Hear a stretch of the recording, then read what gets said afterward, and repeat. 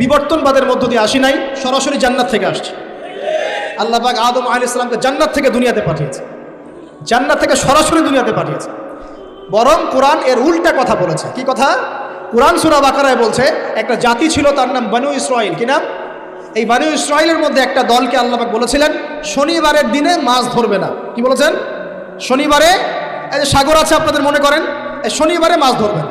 তো বনু ইসরাঈল বেশি চালাক, অতি চালাক, যারা ওই যে প্যালেস্টাইন দখল করে বসে আছে, ওরা দাবি করে আর কি, আসলে এরা সত্যিকারের বনু ইসরাঈল নয়, এরা ইউরোপিয়ান জিউস, এরা কিন্তু সত্যিকারের বনু ইসরাঈল নয়। এখন এরা অতি চালাক, মাছ ধরে নাই, কিন্তু মাছ ধরার বাদ দিয়ে রাখছে। মাছ আসে, বাদ দিয়ে রাখি, পরে ধরব। এই পাপের কারণে, এই সীমা লঙ্ঘন করার কারণে সূরা বাকারা এবং সূরা আরাফে আল্লাহ পাক বলেছেন ওই মানুষগুলোকে আল্লাহ পাক বানর বানিয়ে দিয়েছে। তাহলে মানুষ থেকে বানর হয়েছে এই দলিল কোরআনে আছে, পড়ে দেখেন। মানুষ থেকে যে বানর হয়েছে এই দলিল কোরআনে আছে, সূরা বাকারায় আছে, সূরা আরাফের মধ্যে আছে। শনিবারের সীমা লঙ্ঘন করার কারণে এই অপরাধ, এই পরিণতি আল্লাহ পাক কিছু মানুষকে দিয়েছে। তারা এখনো জীবিত আছে কিনা আমরা জানি না, ওদেরকে আল্লাহ পাক মেরে ফেলেছেন না বেঁচে আছে আমরা এগুলো জানি না, কারণ কোরআন এগুলো নিয়ে কথা বলে নাই। এতটুকু কোরআন বলেছে। তবে এখনো কিন্তু বহু বাইরের মানুষ আকৃতির প্রাণীকে আল্লাহ পাক ভেতর থেকে বানর বানিয়ে দিচ্ছেন না। এটা নিয়ে একটা কথা বলতে চাই, সেটা হলো কিয়ামতের আগে আগে আরও কিছু মানুষকে আল্লাহ পাক কিন্তু শূকর এবং বানরে পরিণত করবে। এই হাদিসটা কি জানেন? হাদিসটা শুনে রাখেন, এটা আখিরুজ জামান বা কিয়ামতের আলামত সংক্রান্ত হাদিসগুলোর মধ্যে পাবেন।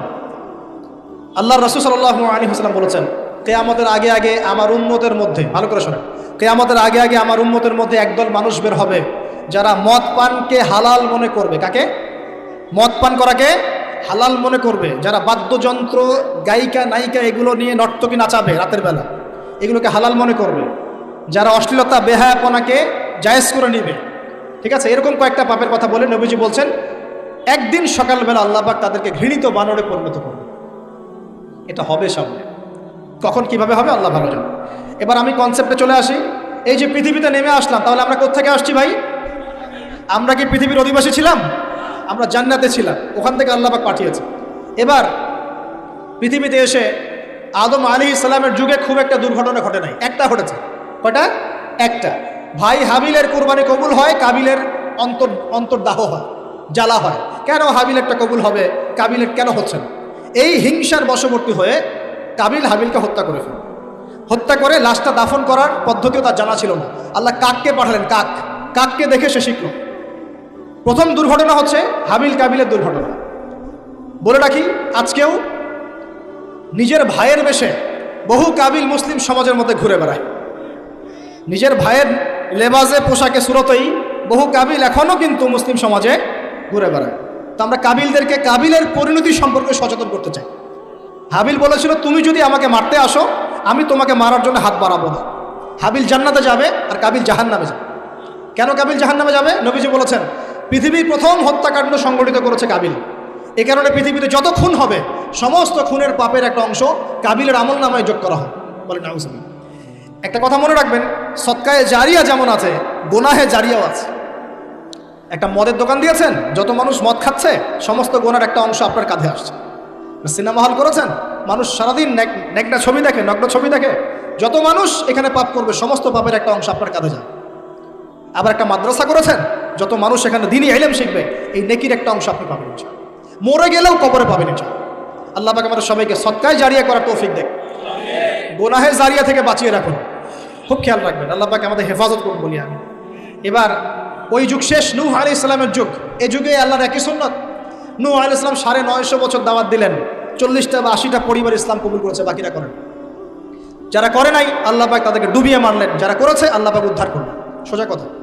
আজকে সারা পৃথিবীতে যত মানুষ আমরা বেঁচে আছি না, আমরা কোনো না কোনোভাবে ওই 80 পরিবারের সদস্য। আমরা ভাই ভাই, আমরা ওই ফ্যামিলি, 80 ফ্যামিলির অন্তর্ভুক্ত। কীরকম করে? নূহ আলাইহিস সালামের 4 সন্তান ছিল। কয় সন্তান? এক সন্তানের নাম হচ্ছে হাম। কি নাম? হাম। হাম ছিল একটু কালো বর্ণের।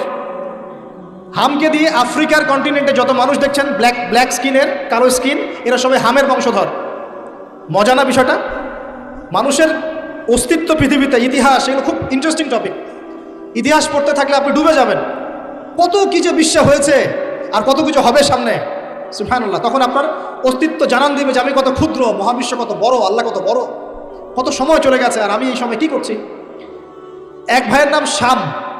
এই শামকে কেন্দ্র করে এই আরবের যে মানুষগুলো আছে, আরব অ্যারাবিয়ান, এরা শামের বংশধর। আরেক ভাইয়ের নাম ইয়াফাস। কি নাম? ইয়াফাস। ইয়াফাসের বংশধর হচ্ছে পশ্চিমারা, মানে রোমক যারা, তারা। আরেক ভাইয়ের নাম ছিল কেনান। কি নাম? কেনান। এ ইমান নিয়ে আসে নাই, ওই যে প্লাবনে ডুবে মরে গেছে। মরে যাওয়ার পরে আদম আলাইহিস সালাম বলেছিল, আল্লাহ আমার পরিবারের অন্তর্ভুক্তকে মাফ করে দাও। আল্লাহ বলেছেন, লাইসা মিন আহলিক, সে তোমার পরিবারের কেউ না। নবীর সন্তান হয়েও, নবীর সন্তান হওয়ার পরেও ইমান না আনার কারণে সে জাহান্নামে গেছে। আর আমরা আর কি এমন মানুষ, অমুক আলেমের সন্তান, অমুক বক্তার সন্তান, হ্যাঁ, অমুক পীরের নবাবজাদা, অমুক তমুক, এইসব বড়াই করে লাভ নেই। আমল, আকীদা, ইমান যদি ঠিক না থাকে, আমাদের বংশ পরিচয় আমাদেরকে বাঁচাতে পারবে, আমাদের দেশ জাতীয়তাবাদ বর্ণ বাঁচাতে পারবে। যার যার কবরে তাকে তাকে যেতে হবে। নিজের আমল নিয়ে ফিকির করে, নিজের কবর নিয়ে ফিকির করে, অন্যের দিকে চোখ দেওয়া বন্ধ করেন, আগে নিজের কবরে ফিকির করে। আল্লাহ পাক সবাইকে তৌফিক এনায়েত করুন। যারা বুদ্ধিমান তারা নিজেকে নিয়ে ব্যস্ত থাকে, যারা যারা অহংকারী উদ্ধত এরা মানুষের পিছনে পড়ে থাকে। আল্লাহ পাক আমাদের সবাইকে নিজের চেহারা আয়নায় দেখার তৌফিক দান। হ্যাঁ প্রিয় ভাইয়েরা, নূহ আলাইহিস সালামের যুগ চলে গেল, 950 বছর দাওয়াত দেওয়ার পরে এই পরিণতি হয়েছে। এরপরে আসছে ইব্রাহিম আলাইহিস সালামের সময়। আল্লাহ পাক তাকে উদ্ধার করেছেন, অগ্নি পরীক্ষা থেকে বাঁচিয়েছেন, নমরুদকে আল্লাহ পাক ধ্বংস করেছেন। আল্লাহ পাক এরপরে এনেছেন আদ জাতি। আদ জাতির হুদ আলাইহিস সালাম এবং তার অনুসারীদেরকে আল্লাহ পাক বাঁচিয়েছেন, বাকিদেরকে ধ্বংস করে দিয়েছেন ঝড় দিয়ে, বায়ু প্রবাহ দিয়ে। সামুদ জাতি এসেছে, সামুদ জাতিকে আল্লাহ পাক ধ্বংস করেছেন বজ্রপাত দিয়ে, বিদ্যুৎ দিয়ে। আর সালেহ আলাইহিস সালাম এবং তার অনুসারীদেরকে বাঁচিয়ে দিয়েছেন। ফেরাউনের যুগ এসেছে, আল্লাহ পাক মূসা আলাইহিস সালাম এবং বনু ইসরাঈলকে বাঁচিয়েছেন, ফেরাউনকে ডুবিয়ে মেরেছেন লোহিত সাগরে। ঈসা আলাইহিস সালামের যুগ আসছে, একই সুন্নাত। ঈসা আলাইহিস সালামকে আল্লাহ পাক শুধু রক্ষাই করেন নাই, নিজের কাছে উঠিয়ে নিয়েছেন। সুবহানাল্লাহ। তিনি আবারও আসবেন পৃথিবীতে ইনশাআল্লাহ। যতদিন না তিনি আসছেন এবং এই পৃথিবীতে 40 বছর রাজত্ব না করছেন, কিয়ামত হবে না ইনশাআল্লাহ। যতদিন পর্যন্ত ঈসা আলাইহিস সালাম আবার ব্যাক না করছেন এবং এই জেরুজালেম থেকে সারা বিশ্বে খিলাফা কায়েম না করছেন, 40 বছর শাসন না চালাচ্ছেন, কিয়ামতও হবে না ইনশাআল্লাহ। এটা সামনে অপেক্ষা করছে।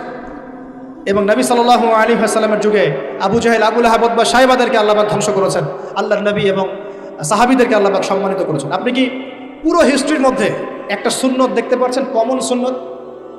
কি সুন্নত? প্রত্যেক যুগে যুগে যারাই আল্লাহর ওই যে বিধান মেনে চলেছে, সমকালীন নবী রাসূলদের আনুগত্য করেছে, আল্লাহ পাকের আনুগত্য করেছে, আল্লাহ পাক তাদেরকে উদ্ধার করেছেন দুনিয়াতেও পরকালে। প্রত্যেক যুগে যুগে যারাই আল্লাহকে মানে নাই, রাসূলকে মানে নাই, আল্লাহর আসমানি কিতাবকে মানে নাই, বিরুদ্ধাচরণ করেছে, কুফরি করেছে, শিরক করেছে, আল্লাহ পাক সবাইকে ধ্বংস করে দিয়েছেন, কারো কোনো পরোয়া করে। এই সিলসিলা আজও অব্যাহত আছে, আগামীতেও থাকবে ইনশাআল্লাহ। এখন আমরা যারা এখন বেঁচে আছি, আমরা নবী সাল্লাল্লাহু আলাইহি ওয়াসাল্লামের ইন্তেকালের প্রায় 1450 বছর পরের মানুষ। আল্লাহর নবী এসেছেন এমন সমাজে, যে সমাজে শিরকের পাপ চলছে, সুদের পাপ চলছে, দুর্নীতি চলছে, আপনার কন্যা সন্তানকে জীবিত হত্যা করা হচ্ছে, আপনার মাদকদ্রব্যের সয়লাভ চলছে, মেয়েদের অধিকার দেওয়া হচ্ছে না, হ্যাঁ, গোত্রীয় হানাহানি চলছে। ওই সমাজটাকে তিনি 23 বছরের মধ্যে পাল্টে ফেললেন। কত বছর? 23 বছর। কিভাবে পাল্টালেন? উত্তর, তিনি প্রথমে জ্ঞানের চর্চা করেছেন। কিসের চর্চা? জ্ঞানের। আল্লাহ পাক প্রথম ওহী নাযিল করেছেন, ইকরা বিসমি রাব্বিকাল্লাযী খালাক, পড়ুন আপনার রবের নামে যিনি আপনাকে সৃষ্টি করেছেন। নবী সাল্লাল্লাহু আলাইহি ওয়াসাল্লাম, সাহাবীগণ কোরআনের 6টা হক আদায় করেছেন। কয়টা হক? 6টা। তারা কোরআন পড়া শিখেছেন। আমরা সবাই কোরআন পড়া শিখবো তো ইনশাআল্লাহ? তারা কোরআনের অর্থ শিখেছেন, আমরা কোরআনের অর্থ শিখবো তো ইনশাআল্লাহ? তারা কোরআনের আদেশগুলো মেনেছেন, আমরা কোরআনের সব আদেশ মানবো তো ইনশাআল্লাহ? তারা কোরআনের সমস্ত নিষেধগুলো বর্জন করেছেন, আমরা নিষেধ বর্জন করবো তো ইনশাআল্লাহ? তারা কোরআনের দাওয়াত মানুষের কাছে পৌঁছে দিয়েছেন, আমরা কোরআনের দাওয়াত দিব তো ইনশাআল্লাহ? এবং 6 নাম্বার, তারা কোরআনের বিধানগুলোকে বাস্তবায়ন করেছেন, আমরাও বাস্তবায়নের চেষ্টা করবো তো ইনশাআল্লাহ? এই 6টা হক আদায়ের ফলে 23 বছরের ব্যবধানে জাহেলি মক্কা একদম সোনালী মক্কায় পরিণত হয়েছে। 23 বছর পরের মক্কায় আপনি কোনো সুদ পাবেন, কোনো শিরক পাবেন, কোনো মূর্তি পূজা পাবেন, কোনো মেয়ের অপমাননা পাবেন, কোনো জেনা, কোনো ব্যভিচার, কোনো ধর্ষণ, কিচ্ছু পাবেন? 23 বছর পরের মক্কায় কোনো পাপ পাবেন না। কিভাবে সমাজ পরিবর্তন হলো? এই কোরআনের হক আদায়ের মধ্য দিয়ে হয়েছে, নবীর সুন্নাত প্রতিষ্ঠার মধ্য দিয়ে হয়েছে। এরপর কি থেমে গিয়েছিল? উত্তর, না। এরপর আবু বকর সিদ্দিকের যুগ এসেছে, প্রায় 2 থেকে 2.5 বছর তিনি শাসন কার্য চালিয়েছেন। ওই যুগে কি মানুষ আবার খারাপ হয়ে গিয়েছিল? উত্তর, না, বরং ইসলাম আরও বেগবান হয়েছে আলহামদুলিল্লাহ। এরপর এসেছে ওমর রাদিয়াল্লাহু আনহুর যুগ। কত বছর? প্রায় 10 বছর। কত বছর? 10 বছর। এই 10 বছরে কি মুসলিমরা আবার খারাপ হয়ে গিয়েছিল? ওমর রাদিয়াল্লাহু আনহুর কোর্টের মধ্যে কি প্রতিদিন কেস আসতো? সারা বছরে একটা কেসও আসতো। মানুষ এত ভালো ছিল, সারা বছরে একটা কেসও আসতো। বরং যারা রাষ্ট্রীয় পর্যায়ে দায়িত্বশীল ছিল তারা এসে বলতো যে আমাদের ভাতাগুলো বন্ধ করে দেন, বসে বসে বেতন নিব কেন, কোনো তো কেসই আসে না, বসে থাকবো কেন। এরকম সমাজ ছিল। একজন ব্যক্তি খুঁজে পাওয়া যেত না যে নামাজ পড়ে না, একজন মুসলিম পাওয়া যেত না যে জাকাত দেয় না সামর্থ্য থাকলে, এমন মুসলিম খুঁজে পাওয়া যেত না যে কোরআন পড়তে জানে না, হাদিসের চর্চা করে না, যে দাওয়াতি কাজ করে না, যে আল্লাহর পথে দাওয়াত এবং জিহাদে আত্মনিয়োগ করে না, এমন মুসলিমই খুঁজে পাওয়া যেত। এরপরে আসলো উসমান রাদিয়াল্লাহু আনহুর যুগ। ওই যুগে ফিতনা শেষের দিকে সৃষ্টি হওয়া শুরু হলো।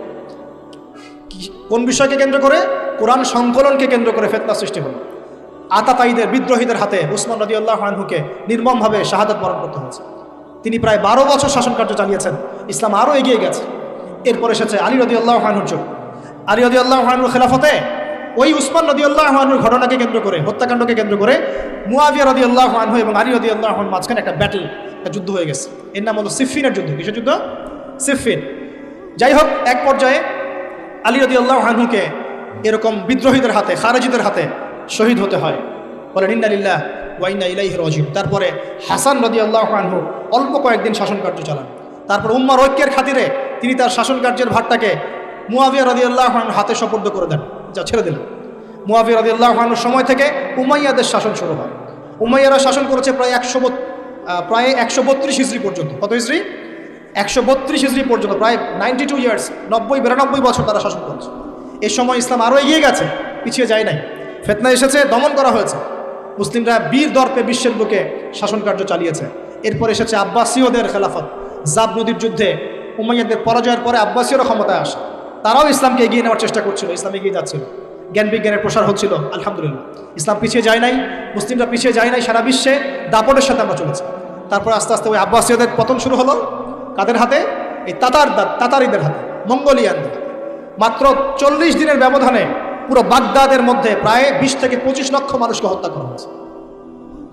বাইতুল হিকমা ধ্বংস করে দেওয়া হয়েছে, লাইব্রেরি ধ্বংস করে দেওয়া হয়েছে, বইপত্রকে নদীতে ফেলে দেওয়া হয়েছে।